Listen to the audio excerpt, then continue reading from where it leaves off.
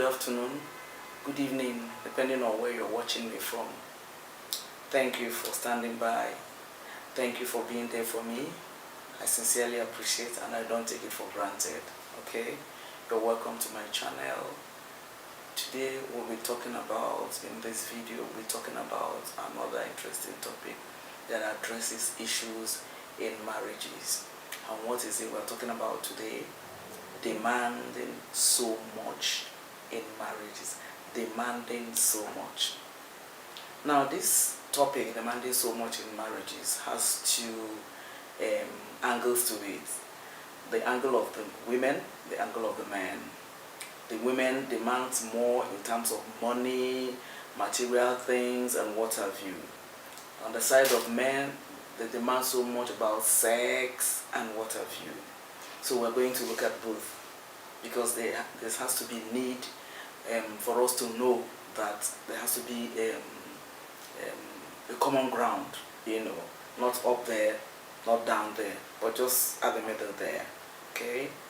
So, for the ladies, let me start with the ladies. I hope nobody will come for my head. Or should I start with the men? Okay, let me start with the men so that there won't be any problems, For the men, the men own is on the side of demanding so much about sex.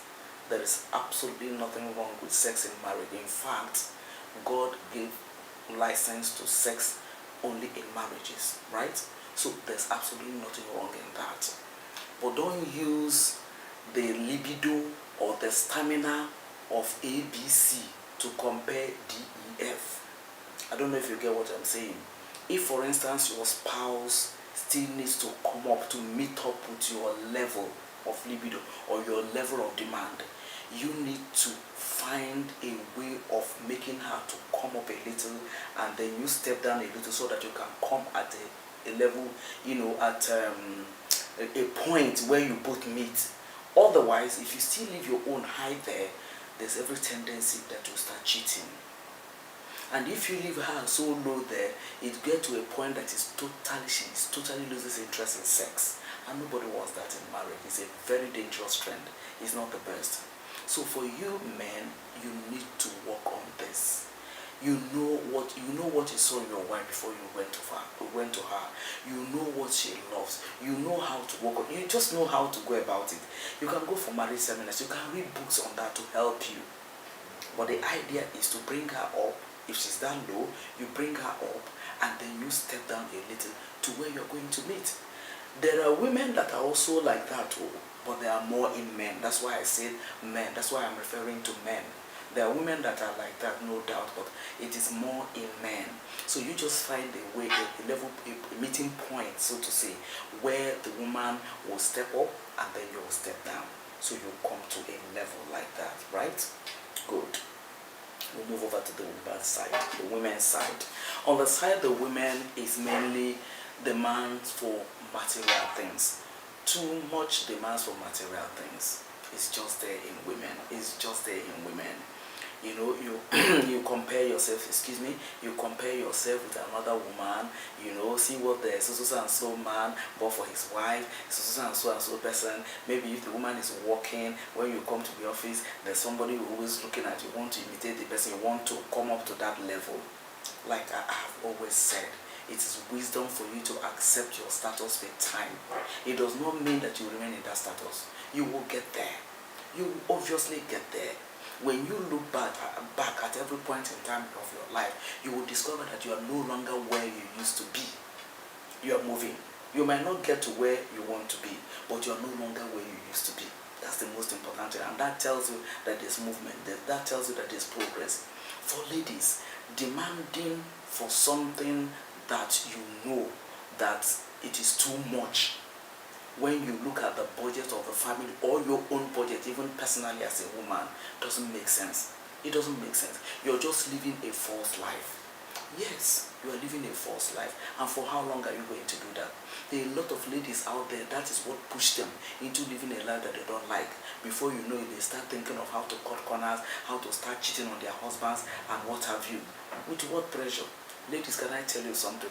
Just value yourself. You know what? You are too much for one woman, but you are not enough for two. But by the time you go on this kind of a high taste that will bring about you demanding so much, I tell you, it will push you into that. It will eventually push you into that. Trust me, it will. And that's not the best thing. You just be like somebody that even the children will not have respect. They might not tell you, but they will not have respect for you, because they know their mother is not somebody they can call a role model. Make yourself a role model before your children. Everything is not money. And for money, it will come. But don't go about it the wrong way. Don't eat an apple and lose a garden. There's a garden that God has for you.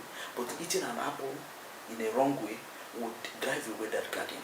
And you don't want to do that, because there's no sense in that. Absolutely no sense in that. To eat an apple and lose a garden? No. There's no. You should know better than that. There's nothing like that. So you just value yourself. Don't demand so much.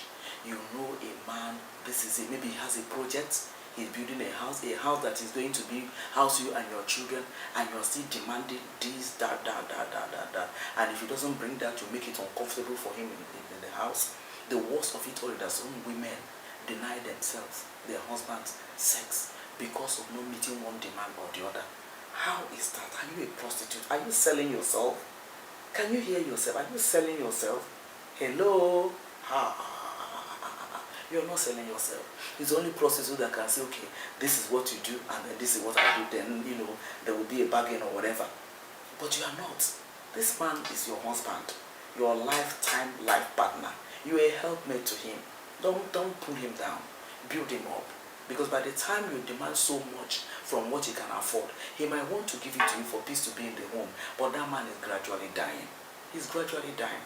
He goes outside to go and complain because you are pulling him down. Don't be a pull down. Don't apply a pull down syndrome. It doesn't. You will lose out. You will lose out. Build him up. Build him up.